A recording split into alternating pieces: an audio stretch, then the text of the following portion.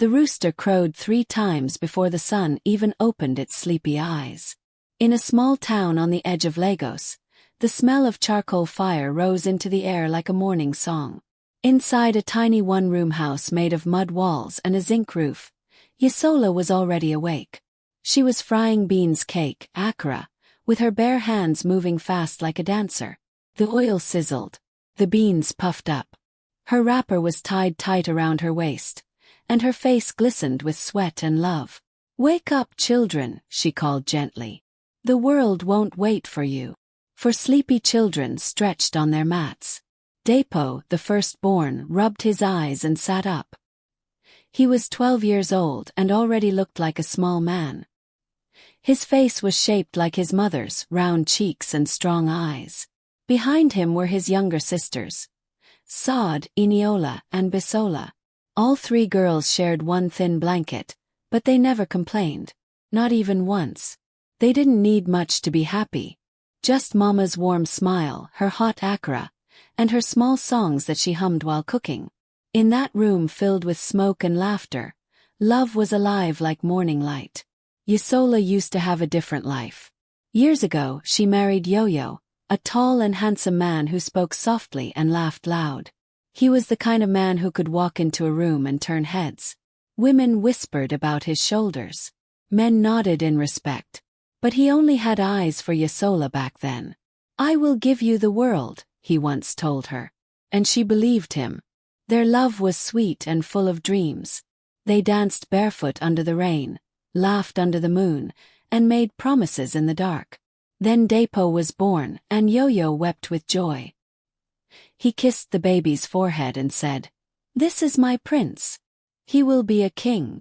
Everything was perfect for a while. Then Saad came and things began to change. Yo-Yo came home later than usual. He started drinking palm wine with friends who had empty pockets and loud mouths. When Iniola was born, Yo-Yo no longer brought money home. No school fees. No food money. Nothing. When Bisola came, he stopped coming home altogether. Yisola tried to talk to him. She begged. She cried. She even visited his workplace and waited for him outside in the rain. But Yo-Yo had changed. He had found another woman in town. A younger one. One with painted nails and a voice like sugar. He now spent his money on her. On drinks, on perfumes, on lies. Yisola didn't break. She bent but she didn't break. Instead, she tied her wrapper tighter and faced the world with her chin up. She started selling akara in the morning on one small wooden table near the bus stop. Then rice in the afternoon. Then akara again at night. Her hands became rough, her feet tired, but her heart stayed full. "I will not let my children suffer," she said to herself every night. "They will go to school. They will rise." The children grew up with smoke in their lungs and hope in their hearts. After school, Depo would help Mama hawk rice in plastic bowls. He carried the tray on his head and walked around calling, "Hot rice, sweet rice, Mama Depo's special rice." Some people laughed. Some looked away. But some bought. Depo didn't mind.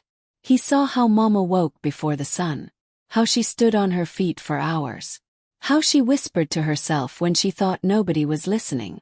Sometimes he saw her cry into the pot of rice, then quickly wipe her eyes and smile. "I will make you proud," he told her one night. "One day, Mama, you won't sell akara again." She touched his head gently. "Just be a good boy, Depo. That's all I ask." But Depo had already decided. He would be more than a good boy. He would be her answer. Her reward. Her light. In school, Depo was quiet. He didn't have fine shoes or a fancy bag. His uniform was patched 3 times.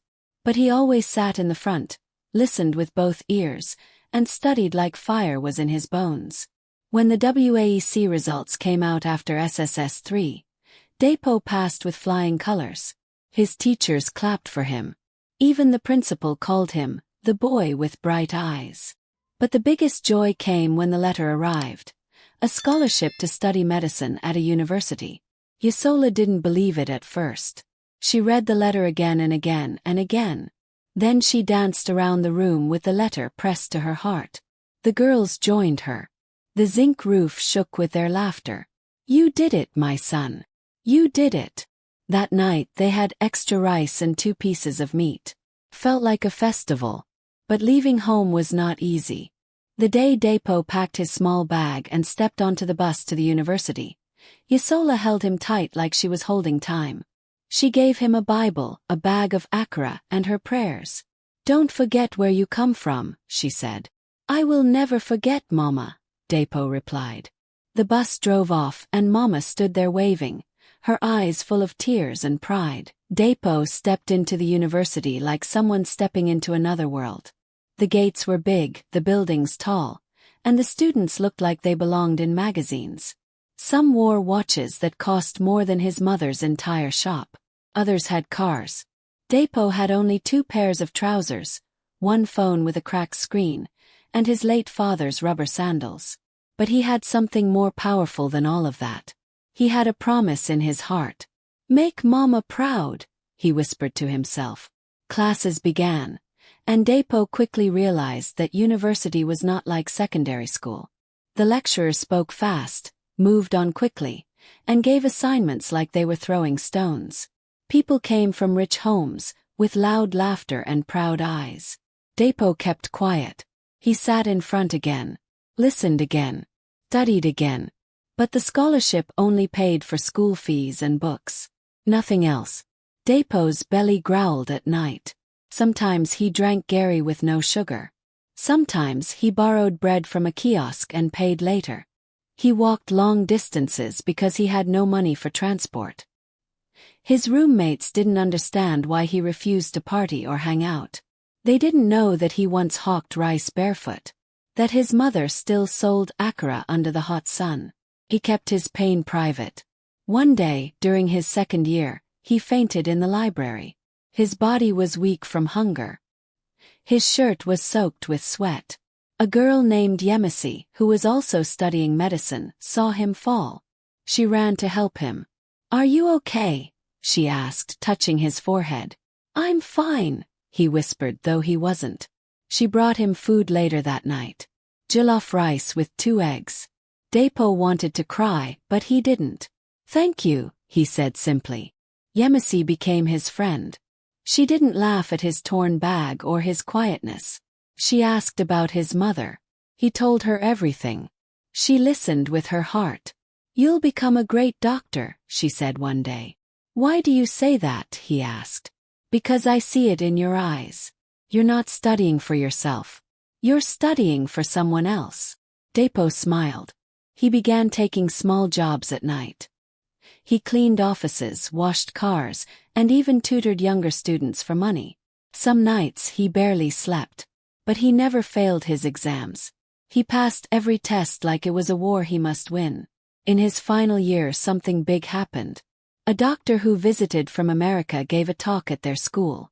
After the talk, he offered a paid internship to one student. Just one. Everyone applied. Hundreds of students. Depo almost didn't apply. But Yemisi forced him. "Don't let fear stop you," she said. He wrote the essay. He was called for an interview. He spoke with confidence, with truth, and with tears in his eyes when he mentioned his mother. 3 weeks later he got the internship. It came with a big salary and the chance to travel to Abuja for training. For the first time, Depo wore a suit. He looked in the mirror and smiled. "You're coming home soon, Mama," he said softly. After university, Depo became a full doctor. He passed his exams. He got a good job. He rented his first apartment and sent money home every month. Mama no longer needed to sell akara. She stopped working but not waking early. She now woke up to pray. "God, thank you for remembering me," she said every morning. But Depo didn't stop there. He had been planning something big.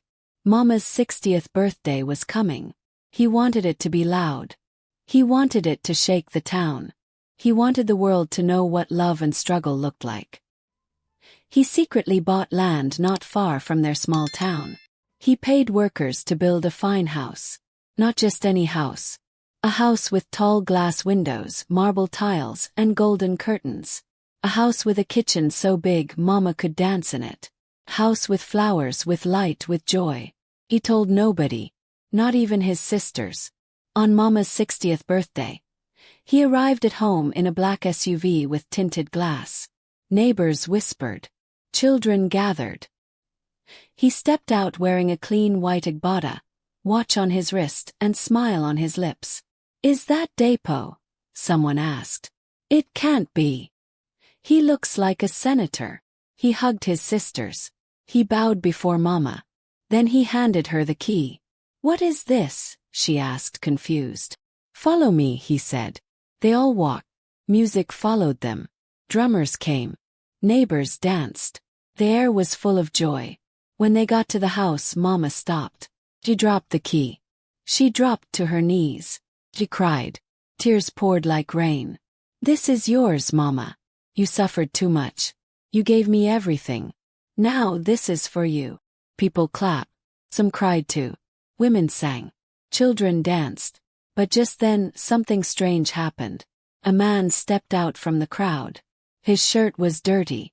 His eyes red from alcohol. His shoes didn't match. It was Yo-Yo, Depo's father. Everyone went quiet. "Depo," he shouted. "My son. You're my blood." Depo froze. Yasola looked away. People started whispering. "This man again," someone said. "He abandoned them.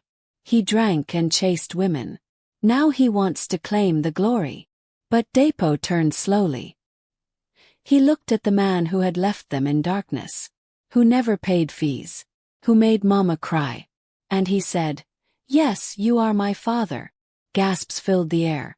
Depo opened his wallet, pulled out a bunch of notes. "Here. Take 100,000 naira. He handed it to Yo-Yo and said, "That's all I can give. Not because you deserve it, but because I still have a little space in my heart." Yo-Yo took the money and staggered away. People mocked him. Some threw small stones. He didn't care. He walked into a bar nearby and bought a bottle of dry gin. By nightfall he was drunk. By morning he was gone. "Thank you." The night was quiet, too quiet. The stars blinked softly over the town, and the new house stood tall like a palace in the middle of small old buildings. Inside, Mama sat in her new kitchen, sipping tea with her hands shaking slightly. She wore a soft red wrapper with gold lines and a matching blouse. Her hair was tied back neatly. On her neck sat a necklace Depo had bought, a gift that made her smile every time she touched it. But tonight there was no smile. She stared at the floor. Since the party, people had been talking. Some said Depo was a miracle. Others said Yo-Yo, the drunk who appeared at the gate, had shamed himself forever. But one thing was sure. Something inside Mama had cracked. She hadn't spoken to Depo about it. But that night when she laid in bed, she couldn't sleep. Her mind ran back to the time when she first met Yo-Yo. He was kind, gentle, sweet. A man who once bought her mangoes just because she coughed. A man who used to braid her hair and say, "I want to grow old beside you." That man vanished. And yet, when he showed up at the party, drunk, dirty and forgotten, part of her still felt something. Not love, not joy, but the ghost of the past. Outside the house, Depo sat on the veranda. His eyes were heavy, but not from sleep. He was thinking. He had done everything to make Mama happy. He had worked hard, suffered, fought through hunger and shame. He had built the house, paid the bills, returned in glory. But in Mama's eyes that night, something was missing. She smiled. But there was sadness hidden in the corners of her face. Was it because of Yo-Yo? He sighed. He stood up and walked to the small gate. A neighbor approached him.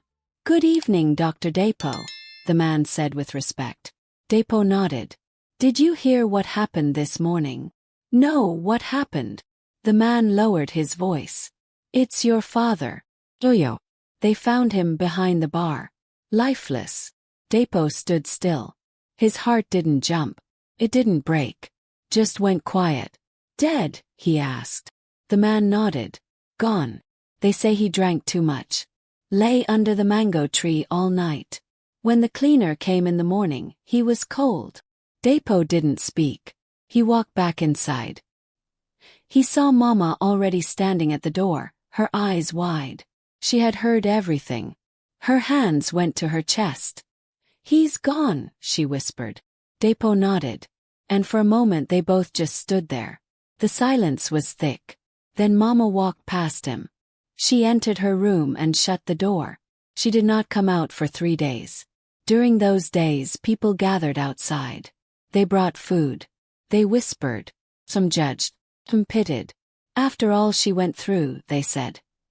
He still managed to bring pain to her doorstep. But nobody saw what happened inside Mama's heart. She sat alone, holding an old picture of Yo-Yo.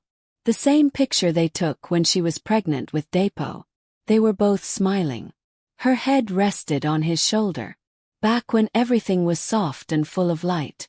"I hate what you became," she said to the photo. "But I remember what you were." She cried. Not for love lost but for time stolen. On the 4th day she stepped out. Her face was calm, but her eyes were hollow. "Let him be buried," she said simply. No ceremony. No music. Just a quiet grave beside the town's edge. The only people there were Dapo, Mama, a man with a shovel, and 2 strangers who claimed to once drink with Yo-Yo.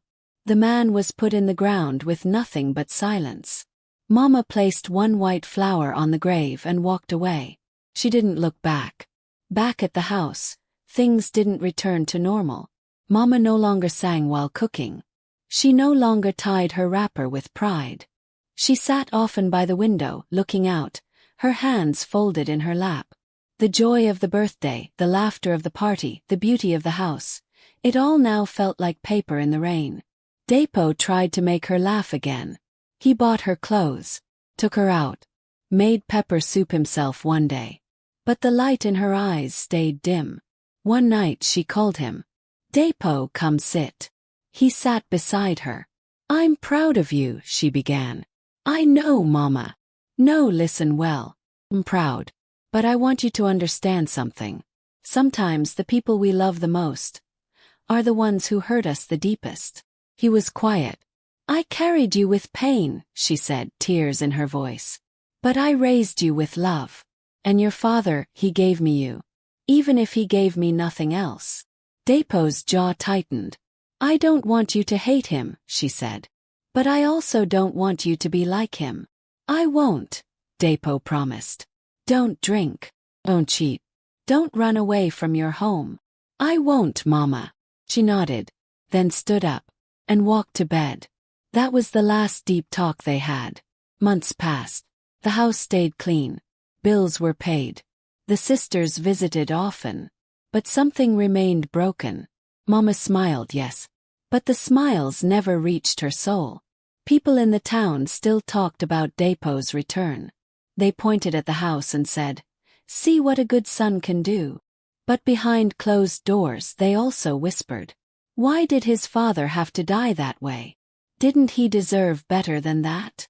Maybe Dapo should have done more." These words reached Dapo eventually. He started avoiding the town. He returned to work in the city and called Mama instead. Their talks became shorter, colder. One day he visited home after 3 months, and Mama said something that stung. "I didn't ask for a mansion," she said suddenly. Dapo blinked. "What?" "I didn't ask for all this. I just wanted peace." He didn't reply. She stood and left him alone in the sitting room. The next morning he packed his bag and left quietly. The silence between them grew long. Between love and pain, something invisible had built a wall. They still loved each other, but now there was mistrust. Not about loyalty, but about wounds that had never healed. Years later, when Dapo told his own children the story, he always paused at the same part. He'd say, "I built my mother a house, but I couldn't rebuild her heart."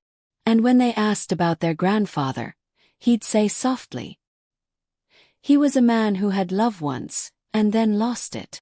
If you have not subscribed to my channel, you might not hear my voice again, but if you are, then you are growing every day. Check my page for more interesting stories. Thanks for watching.